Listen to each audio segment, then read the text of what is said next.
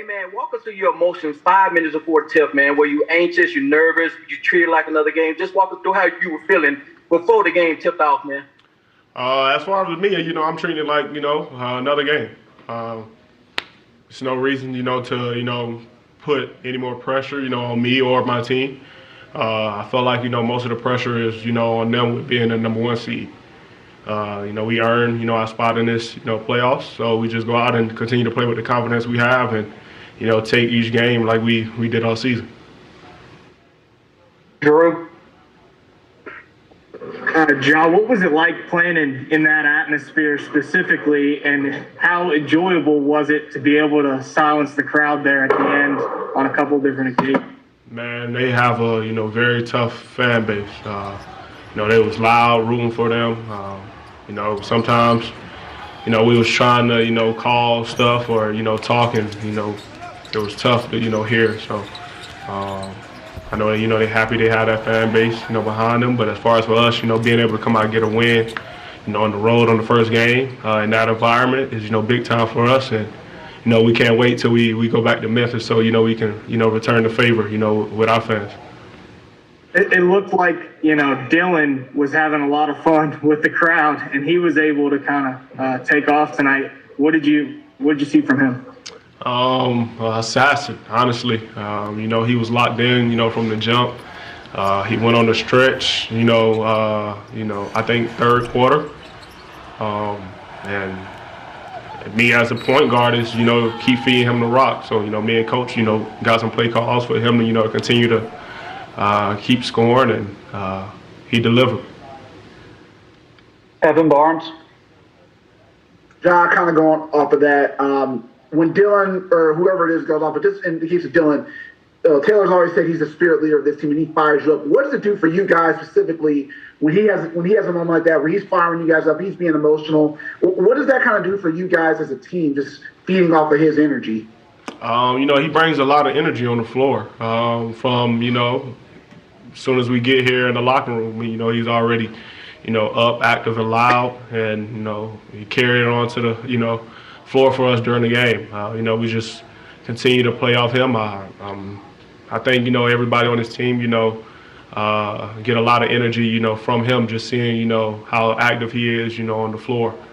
And I think, it's just make us, a very better team. We'll be very active defensively as a whole.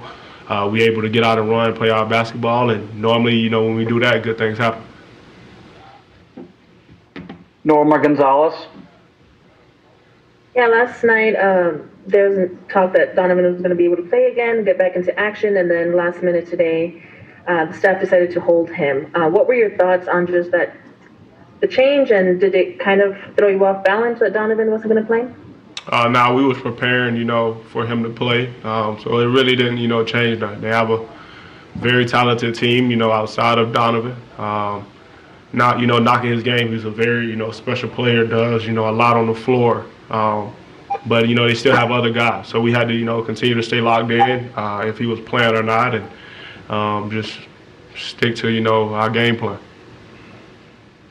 Parker Fleming? Hey, Jog, great game tonight.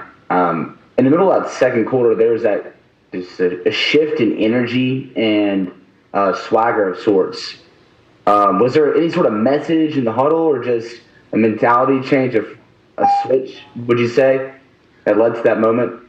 Nah, I just felt like, they started trying to play, the game we want to play. Being physical, talking trash. I felt like, they started it, and, that's what we wanted. I felt like, when that happened, everybody, was ready to go at that point. And, we just finished the game, how we wanted to.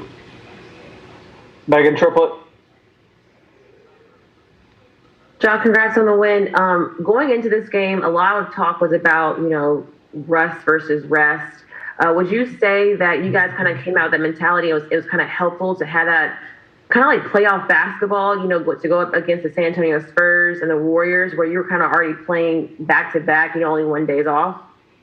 I say it's, kind of plus. But obviously, we have to prepare, for whatever, is in front of us. Obviously, having those games, to be able to stay in rhythm kind of help.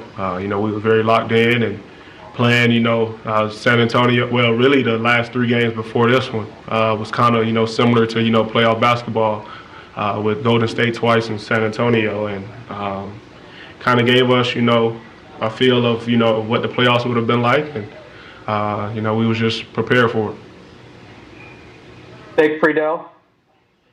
You've always been a confident player since you came in the league, but why do you think in this last week during those playoff type games that you mentioned in the night, you've consistently been able to lift up your own game when the group needed it? Just confidence in myself, man. My message to myself is always, if you don't believe in yourself, then who will?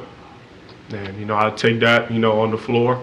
Also take, 2 quotes that, I got tatted on me that my mom and dad always told me is that I'm trained to go. I mean, I work for this moment and, I'm prepared for it and also beneath no one. My mom always told me that. So as long as I'm going out there, I have all the confidence in myself. I'm not afraid of nobody.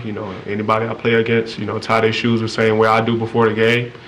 And, I just go out there and, just play confident. My teammates, my coaches, organization, family, all, give me more confidence, as I go on. Clayton Collier. John, I think you kind of answered this for yourself, but throughout this game, whether it was Kyle dusting up, you have a rookie and Des, not only hitting a 3 at the buzzer, but then not backing down when he's getting into a little bit of a back and forth there. As a team, where does not only that confidence but that lack of fear come from for such a young team? I mean, that's what we want, man. That's why I said I feel like they kind of started trying to play our game, and we kind of loved it. So we all as one team, we all got each other's back. Nobody, on this roster, in this organization, is gonna back down. So whatever they bring, we gonna fight back. So I mean, I can't speak too much on what was going on out there. Obviously, it went in our favor.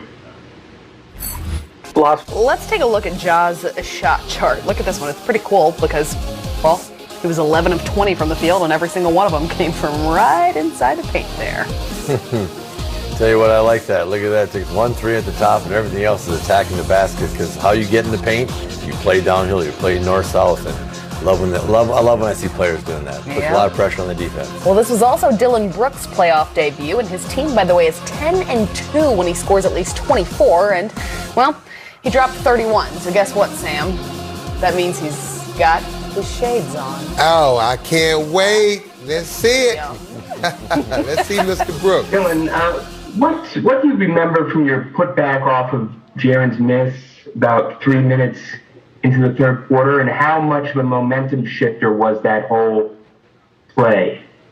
It was a great momentum shift. I don't usually rebound that well, but tonight I was trying to do a little bit more, and those second chance points are backbreakers, and it just raised the level of our group, and we just always tell each other, if something goes wrong, never put your head down. Just stay focused into the game, and stuff will happen. And we made countless plays down the line, and we knew that. That's a great group of a great group of team over there in Utah. They're never going to give up, and we got to find a way to replicate our game every single time we play these guys. So. Drew Hill. Dylan, how much do you enjoy getting to play spoiler on the road in front of a crowd? It felt like the Utah crowd didn't want to be your best friend tonight. It's the best feeling. Just fans, talking ish to you. It just fires me up. Players, talking ish, feeling like they're, feeling nice. And, I love that. That's my game. The physicality, I was born into that. Just seeing all the fans come out, just normalizing you know, the game of basketball. It's just amazing to see, and that's what I was happy for. You know, coming from the beginning of the year and seeing no fans, and then, you know, slowly seeing fans and in the arena, especially here, they had a sellout crowd. So it's just a special feeling, and you know, it shows that, you know, we're taking steps to, you know, normalcy. Last question, Evan Barnes. Dylan, for you guys, obviously this was a new experience for everyone, and you kind of mentioned, you know, do a little bit more. How much of that kind of came